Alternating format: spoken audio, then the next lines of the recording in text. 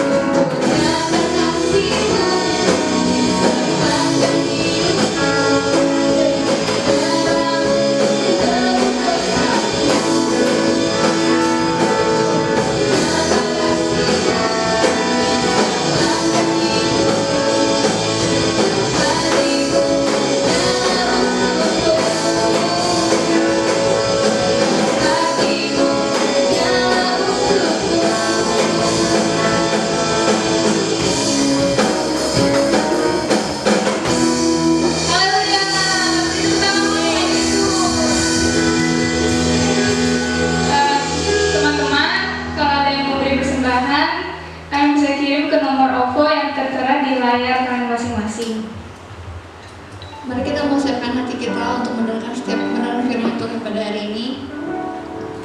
Terima kasih Tuhan. Kami bersyukur buat setiap kasih-Mu dalam hidup kami.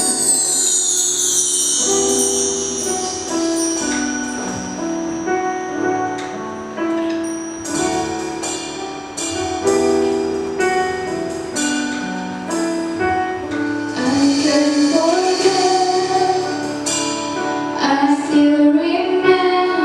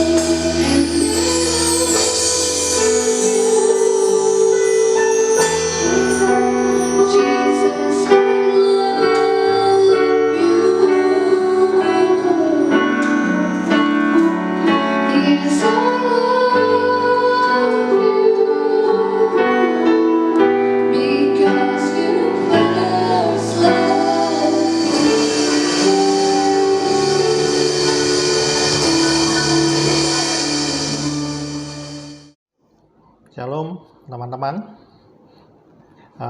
yang diberkati Tuhan, Youth Third Generation. Senang sekali kita berjumpa lagi di dalam perenungan kita, ibadah kita, online kita.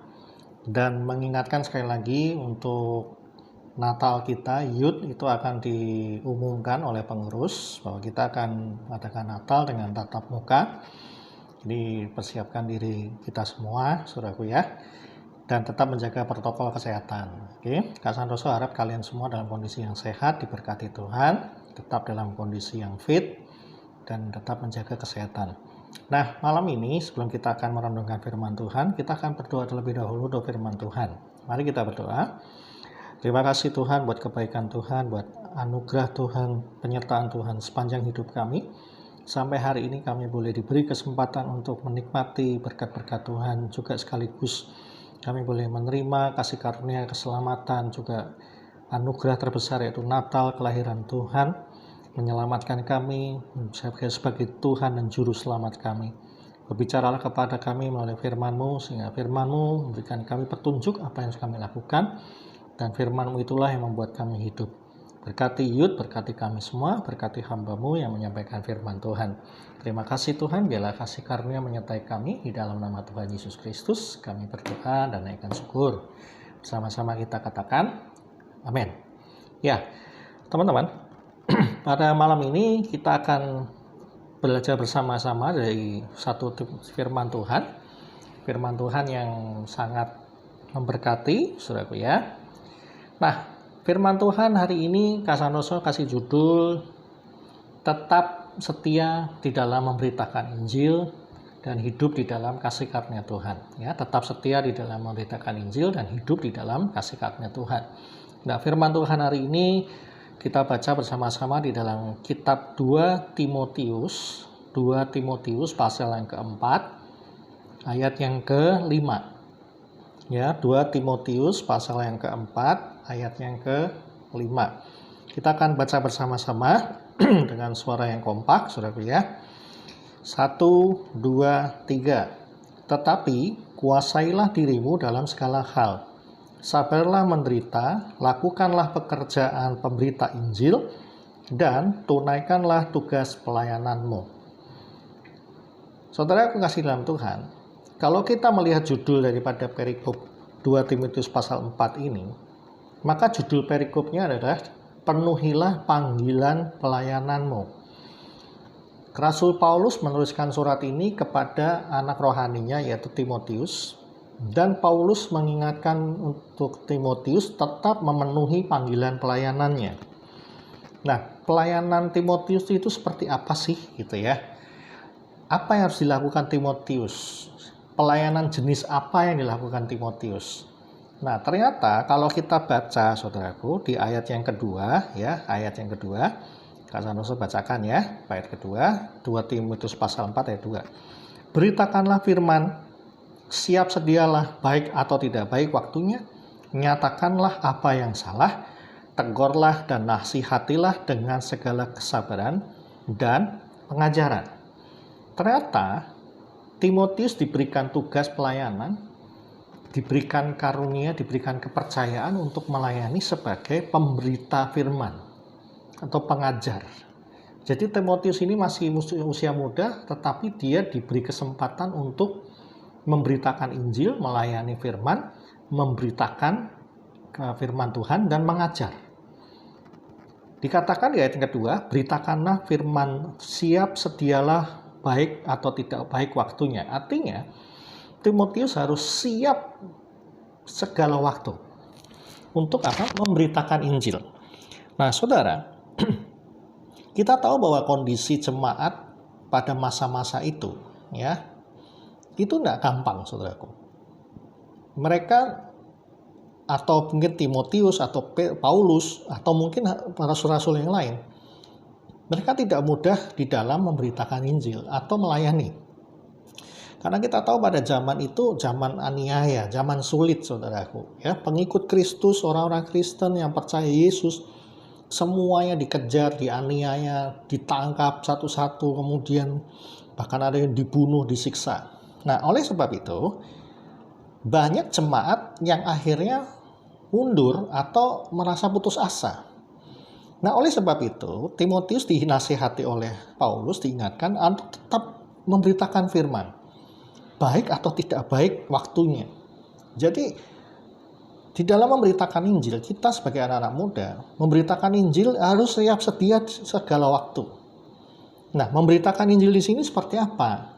Banyak orang yang salah memberitakan Injil itu, oh aku harus sekolah Alkitab, aku harus belajar berkhotbah, seperti Kasan Roso, seperti hamba-hamba Tuhan yang lain, aku khotbah di mimbar, di persekutuan doa. Ternyata saudaraku, kalau kita melihat konteks pelayanan yang dimaksud oleh Paulus kepada Timotius, memberitakan firman, itu bukan artian terus harus di mimbar, kemudian berkhotbah, mengajar di depan umum. Tidak, saudaraku. Ternyata mereka ini atau Timotius diberikan tugas itu melalui apa? Pemberitaan Injilnya, melalui gaya hidupnya. Nggak cuma omongan doang. Tidak cuma hanya pidatonya saja. Tetapi gaya hidupnya.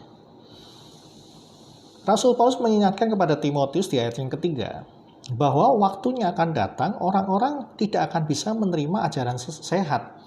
Mereka menerima ajaran-ajaran yang memuaskan keinginan telinga. Ya, kita tahu zaman sekarang, teman-teman ya. Banyak sekali orang-orang, terutama orang-orang Kristen, itu kalau dengar khotbah maunya itu yang berkat, gitu ya, kesembuhan, mujizat, kaya. Yang menyenangkan telinga mereka. Tetapi sesungguhnya firman Tuhan yang harus diberitakan adalah firman Tuhan yang murni, yaitu kebenaran. Kalau kita baca di ayat yang keempat, 2 Timotius 4 ayat 4, mereka akan memalingkan telinganya dari kebenaran. Waduh, kalau sudah berbicara tentang kebenaran, saudara dan saya harus mengetahui bahwa kebenaran itu adalah Allah sendiri. Allah sendiri di dalam nama Yesus. Nah, oleh sebab itu, banyak orang pada zaman Timotius dan zaman kita ini, akhir-akhir zaman, banyak orang tidak mau mendengarkan firman Tuhan yang sesuai dengan kebenaran. Mereka selalu mendengarkan khotbah-khotbah yang itu, yang ajaib-ajaib, spektakuler, yang mujizat, yang kekayaan, kemakmuran, ya kan? Kesembuhan, tidak pernah sakit, diklaim semua. Ternyata firman Tuhan adalah kebenaran. Nah, oleh sebab itu tidak mudah bagi Timotius untuk memberitakan Injil pada masa dia. Demikian juga dengan kita, anak-anak Tuhan. Terus tentunya khususnya kita third generation tidak mudah memberitakan Injil. Di tengah-tengah zaman kita yang sekarang ini mulai mencari yang disenangi telinga. Kita dianggap ketinggalan zaman, kolot lah gitu ya, kuno. Wow, ini ekstrim, gitu kan? Wow, ini pelajaran yang ekstrim, nggak sesuai dengan zaman. Loh, firman Tuhan selalu sesuai dengan zaman, saudaraku. Nah, oleh sebab itu kita tahu betapa sulitnya Timotius memberitakan Injil. Nah, Paulus mengingatkan di ayat yang kelima yang tadi kita baca, tetapi kuasailah dirimu, saudaraku. Nah, ini penting. Nah, kata kuasailah dirimu itu mengandung arti, kalau dalam bahasa Yunani itu nepo ya. Nepo ini mengandung arti sadar, waras, tidak mabuk, waspada, penuh dengan perhatian, fokus. Itulah yang dikatakan kuasailah diri. Jadi Paulus mengingatkan Timotius, you harus waras, harus tenang, tidak mabuk, harus waspada, sehingga kamu bisa menentukan mana yang benar sesuai dengan kebenaran Allah yang murni, mana yang bukan, mana yang hanya dongeng-dongeng saja, ya, di ayat yang keempat tadi ya, dongeng-dongeng yang hanya menyenangkan telinga, pelajaran-pelajaran yang hanya menyentuh kekayaan fisik daging kita ini, keinginan nafsu kita. Kita harus waspada, teman-teman. Jangan sampai kita terjebak, jangan sampai kita akhirnya justru ikut-ikutan. Maka banyak orang yang mendengarkan firman Tuhan yang murni, pembenaran yang murni, itu jadi ogah, orang jadi malas. Kenapa? Karena tidak menarik khotbahnya. Berbicara tentang apa? Tentang menyalibkan diri, memikul salib, menderita bagi Kristus, gitu kan? Kemudian berbicara tentang pengajaran-pengajaran yang sangat detail, gitu kan? Kekudusan, kesucian. Orang jadi ogah, orang akan mendengar, malas gitu ya. Tapi kalau bicara tentang kemakmuran, senang mereka mengejar, bila perlu pembicara itu dikejar kemana aja gitu kan. Instagramnya terkenal, karena khotbah menarik, betul. Khotbah yang menyentuh dengan zaman kedagingan kita ini. Nah, oleh sebab itu Rasul Paulus mengingatkan Timotius, kamu tetap harus waspada, hati-hati, bisa menentukan mana yang sesuai dengan kebenaran atau enggak. Sehingga di situ kita bisa menentukan, ini saya harus hati-hati. Dan hidup kita bagaimana? Nah, itulah saudaraku ya. Artinya saudaraku, sabar, tenang, tidak mabuk, waspada. Kata nepo ini, kuasai dirimu, itu artinya kita sendiri harus menguasai hidup kita. Artinya gaya hidup. Paulus mengingatkan Timotius, memberitakan Injil itu nggak hanya mengucap, tidak hanya berkhotbah, mengajar, enggak. Tetapi gaya hidup melalui apa? Perbuatan juga. Maka di dalam kitab Roma pasal 12 ayat 2 dikatakan pembaharuan budi. Paulus mengingatkan kepada jemaat di Roma, ayo, kamu harus mengalami pembaharuan budi setiap hari, setiap saat. Sekali lagi, hati nuranimu dan hati nuraniku harus diubah oleh Tuhan setiap hari oleh Roh Kudus. Sehingga kita bisa menguasai diri kita, sehingga kita tenang, kita waspada, kita gak mabok. Sehingga hidup kita bisa memberitakan Injil melalui gaya hidup kita. Nggak cuma ngomongan doang, dari perbuatan kita, dari pikiran kita. Paulus juga mengingatkan kepada kita di dalam kitab Filipi pasal 2 ayat 5. Mengatakan kita harus memiliki pikiran dan perasaan seperti Kristus. Saudara tahu pikiran dan perasaan Kristus tidak menyentuh tentang harta dunia. Pikiran dan perasaan Kristus hanya menjalankan, menyelesaikan, menyenangkan hati Bapa. Menyelesaikan pekerjaan Bapa. Yesus datang ke dalam dunia di dalam Natal nanti itu sebagai juru selamat. Bukan juru kekayaan. Kapan-kapan kita belajar ya arti juru selamat itu saudaraku ya. Ternyata enggak segampang kita kira gitu loh. Yesus datang untuk menjadi juru selamat yang tugasnya adalah menyelamatkan, bukan memberi kekayaan. Nanti kita akan bahas. Oke, ya. Yang pertama adalah menguasai diri kita. Kita harus bisa merendahkan hati seperti Tuhan Yesus merendahkan hati di hadapan Bapa. Menguasai pikiran, menguasai perbuatan, menguasai kehendak bebas dalam hidupnya.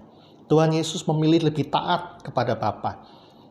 Dia memilih hidup saleh di hadapan Bapa. Dia lebih suka melakukan yang menyenangkan hati Bapa. Itulah yang nama memberitakan Injil. Maka dalam hidup Tuhan Yesus tidak ada satupun kesalahan yang bisa dicari dalam hidupnya.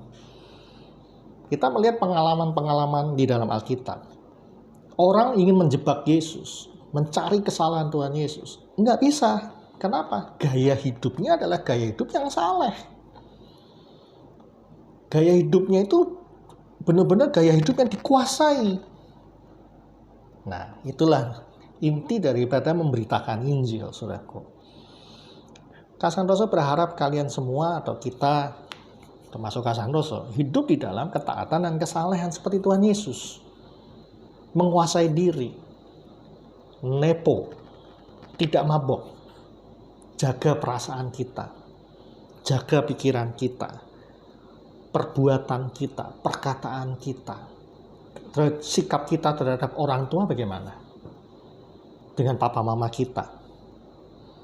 Omonganmu dengan papa mama gimana? Omongan kamu dengan kakak atau adik gimana? Gaya hidup kita di hadapan orang banyak itu gimana? Di dalam pekerjaanmu, di dalam sekolahmu, dalam kuliahmu gimana? Kamu sudah memberitakan Injil belum? Artinya hidupmu sudah memberitakan Kristus belum? Atau justru hidupmu membuat orang tua kamu jadi malah kamu ini ya sejak jadi Kristen, sejak ke gereja, hidupmu tuh kok ngelawan orang tua terus. Dikasih tahu nggak nurut. Nah itu loh saudara, itu yang akhirnya membuat orang tua kita itu antipati dengan Kristus, antipati dengan gereja. Kita tahu lah saudara, banyak anak-anak muda akhirnya dilarang ke gereja oleh orang tua. Kenapa? Ya iya, orang ke gereja itu tujuannya hanya untuk, maaf ya, hanya untuk ketemu pacarnya. Hanya untuk melarikan diri dari rumah. Mungkin karena dia lagi kesel sama papa mamanya, dimarahin karena mungkin tidak membantu papa mama, dimarahin akhirnya kesel, akhirnya dia lari ke gereja, pulang sampai malam. Soalnya apa? Papa mamamu akhirnya jadi kesel sama apa? Sama gereja gitu loh, sama Tuhan juga. Nah oleh sebab itu mari hidup kita harus menjadi pemberita Injil. Saudara, ini baru satu poin saudaraku ya. Kak Santoso tidak perpanjang firman Tuhan karena waktunya. Nanti kita akan sambung lagi di seri yang kedua saudaraku ya, di sesi yang kedua. Apa itu arti memberitakan Injil? Apa itu artinya menguasai diri? Kita sudah tahu, saudaraku. Tetapi ayat yang kelima tadi tidak berhenti sampai di situ. Ada perkataan-perkataan Paulus lagi yang harus kita pelajari. Artinya, contoh, sabarlah menderita. Apa itu sabarlah menderita? Kemudian lakukan, tunaikan tugasmu. Apa itu tunaikan tugasmu? Oke, oleh sebab itu, Kak Santoso berharap kalian semua tetap di dalam kasih Kristus, mengikuti firman Tuhan.